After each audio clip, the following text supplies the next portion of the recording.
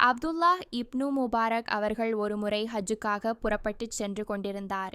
அவர் மகா அறிஞராகவும் பெரும் செல்வந்தராகவும் இருந்தார். அவர் தனது பயணத்தின் போது ஒரு பாழடைந்த இடத்தில் ஒரு பெண்மணி இறந்து போன ஒரு காகத்தை எடுத்துக்கொண்டு செல்வதை கண்டார். இதைக் கண்டு திடுக்கிட்ட அவர் அந்த பெண்ணை பின்தொடர்ந்து சென்று, சகோதரியே, ஏன் இந்த செத்த காகத்தை எடுத்துச் செல்கிறீர்கள்? இது ஹராம், தடுக்கப்பட்டது அல்லவா என்று கேட்டார். அந்த பெண் முதலில் பதில் கூறவில்லை.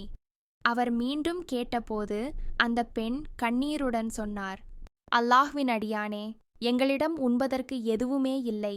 3 நாட்களாக நானும் என் குழந்தைகளும் பட்டினியாக இருக்கிறோம். எங்களுக்கு வேறு வழியே இல்லாத நிலையில்தான் உயிர் வாழ்வதற்காக இதை செத்த பிராணியை உண்பது எங்களுக்கு ஹலால் ஆகிவிட்டது. இதை கேட்ட அப்துல்லாஹ் இப்னு முபாரக் அவர்கள் அப்படியே அதிர்ந்து நின்றார். அவர் ஹஜ் கடமைக்காக தன்னிடம் பெரும் தொகையை வைத்திருந்தார். அவர் உடனடியாகச் சிந்தித்தார், நான் ஹஜ்ஜுக்குச் செல்வது இறைவனின் திருப்தியை பெறத்தான். ஆனால் என் கண் முன்னே ஒரு ஏழை குடும்பம் பட்டினியால் சாகும்போது நான் மக்கா செல்வது சிறந்ததா அல்லது இவர்களுக்கு உதவுவது சிறந்ததா? மறுமை வெற்றியை நோக்கமாகக் கொண்ட அவர் தன் பயணத்தை தள்ளி வைத்தார். தன்னிடம் இருந்த ஹஜ் செலவுக்கான அனைத்து பணத்தையும் அந்த பெண்ணிடம் கொடுத்துவிட்டு தன் ஊருக்கே திரும்பிச் சென்றார். அந்த வருடம் அவர் ஹஜ் செய்யவில்லை. ஹஜ் முடிந்து மக்கள் ஊர் திரும்பியபோது அனைவரும் இப்னு முபாரக் அவர்களுக்கு வாழ்த்துச் சொல்ல வந்தனர். அவர்கள் சொன்னார்கள், நாங்கள் ஹஜ்ஜின் போது உங்களை அரஃபா மைதானத்திலும் மினாவிலும் பார்த்தோமே. அவருக்கு புரியவில்லை. அன்றிரவு அவர் ஒரு கனவு கண்டார்.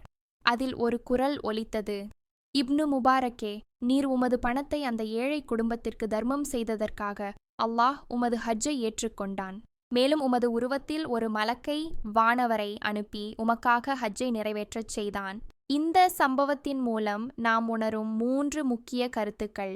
முதலாவது, தன் பணத்தை இழந்திருந்தாலும் அல்லாஹ் அவரை கைவிடாமல் ஒரு வானவரை அனுப்பி அவர் கடமையை நிறைவேற்றினான். இது நாம் அல்லாஹ்வின் மீது பூரண நம்பிக்கை வைக்கும் போது அல்லாஹ் நமக்கு தேவையான உதவிகளை செய்வான் என்பதற்கு சான்றாகும்.